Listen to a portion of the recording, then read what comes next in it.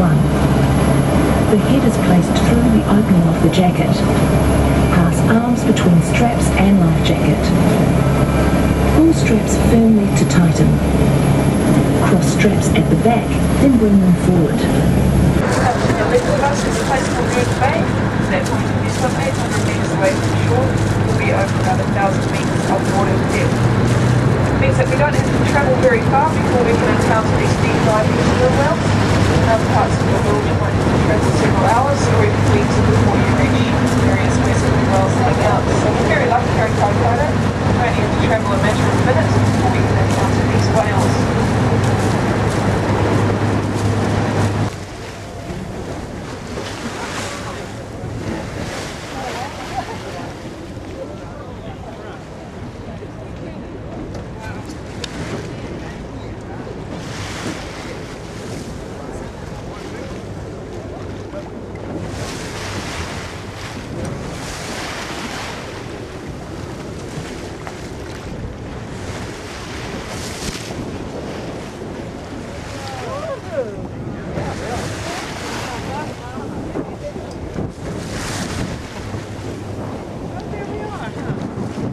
So this whale will end up on the left-hand side of the boat. It will be parallel to us.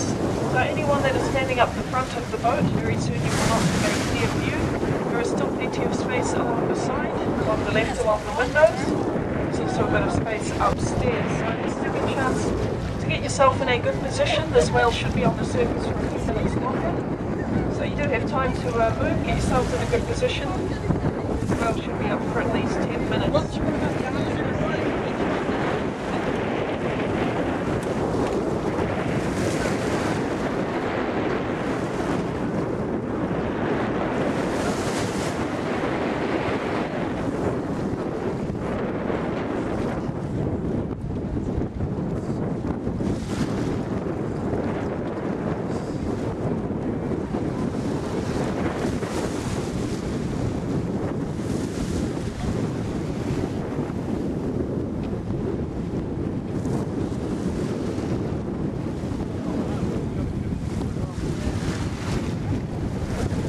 We are directly behind the whale now.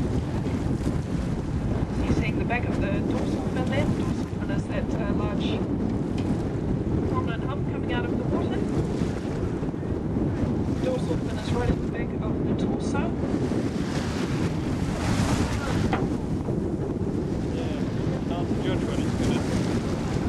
we're seeing the first 2/3 of the body length. The first third of the whale is the whale's entire head. Starting from the blowhole at the front of the head back to the back of the skull, which is that slight bump. You might be able to see about halfway between the blow and the dorsal fin. The second third is the torso, and the last third is that tail, which is beneath water at the moment.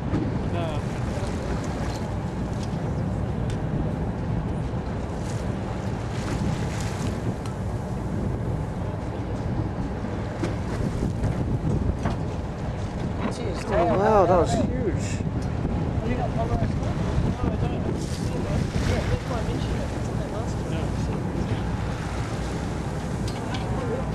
Yeah, yeah. Die man gibt den Spot. Okay.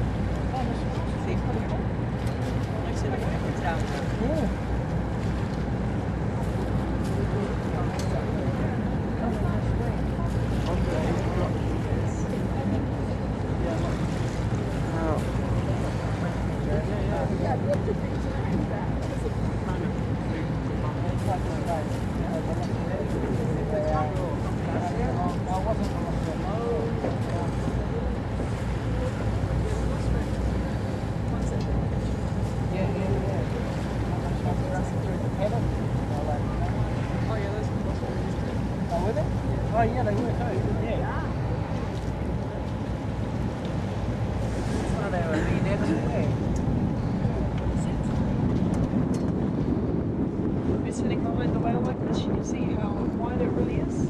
Very large. You can also see that the blowhole is towards the left-hand side of the head. The sperm whale only has a left nostril right at the front of the head there. This means that the spout comes out on a 45-degree angle to the left and slightly forward. This is unique to the sperm whale. Other species of whale and also dolphin have their blowhole or double blowholes to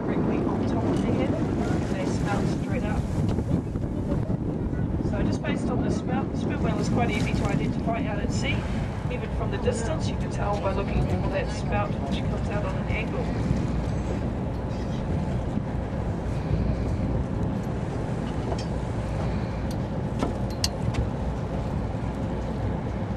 You might notice that this whale looks quite wrinkly across its torso. This is not a sign of age. This whale is actually relatively young. It's only a young adult, probably between mid-20s to early 30s. So what that wrinkling actually is a thick layer of fat called blubber. This blubber can get up to 17 inches thick in the largest males. So what you're seeing there is probably the worst case of cellulite that you will ever see.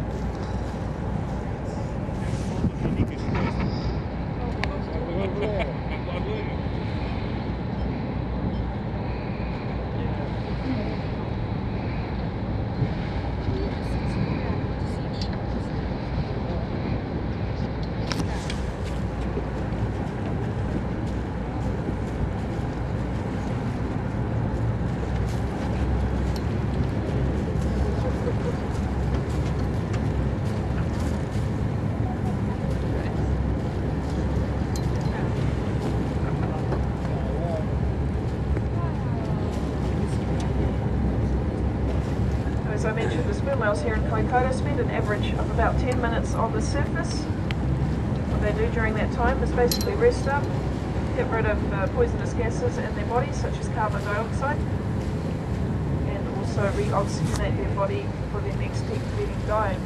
So this whale is getting in as much oxygen as he can, storing it up in his body, basically storing it in his muscle tissue and bloodstream. Now this particular whale here, we actually recognise him. He is one of our residents to the area. We've been seeing him for about 19 or 20 years now here in Kaikoura. So we have got to know him quite well. We can recognise him by his very tall and prominent fin, and also by the trailing edge of his tail fluke. We've given this whale the identification name of Tiaki, which translates to the guardian. That Tiaki is one of our larger whales in the area. Scientists here have tried to measure them.